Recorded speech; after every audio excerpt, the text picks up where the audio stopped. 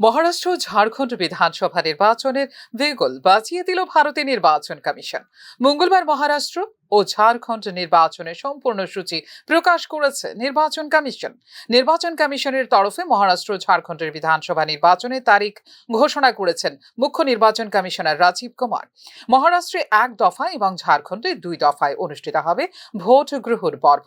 মহারাষ্ট্রে ভোট গ্রহণ পর্ব অনুষ্ঠিত হবে 20 নভেম্বর, ঝাড়খণ্ডে 13 নভেম্বর অনুষ্ঠিত হবে প্রথম দফার ভোট এবং 20 নভেম্বর অনুষ্ঠিত হবে দ্বিতীয় দফার ভোট। মহারাষ্ট্র এবং ঝাড়খণ্ডের নির্বাচনের ফলাফল প্রকাশিত হবে 23 নভেম্বর।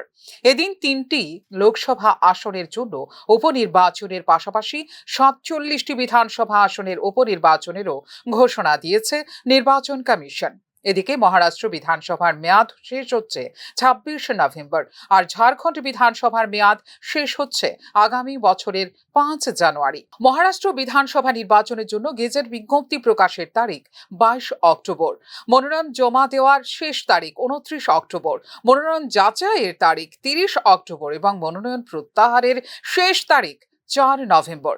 ঝাড়খণ্ড বিধানসভার গেজেট বিজ্ঞপ্তি জারির শেষ তারিখ প্রথম পর্যায়ের জন্য 18 অক্টোবর এবং দ্বিতীয় পর্যায়ের জন্য 22 অক্টোবর।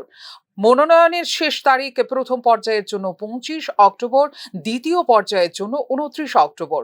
মনোনয়ন স্ক্রুটিনি যথাক্রমে 28 অক্টোবর এবং 30 অক্টোবর। প্রার্থীপদ প্রত্যাহারের শেষ তারিখ অক্টোবরের 30 এবং 1 নভেম্বর। ফিউরো রিপোর্ট, নিউজ নাও।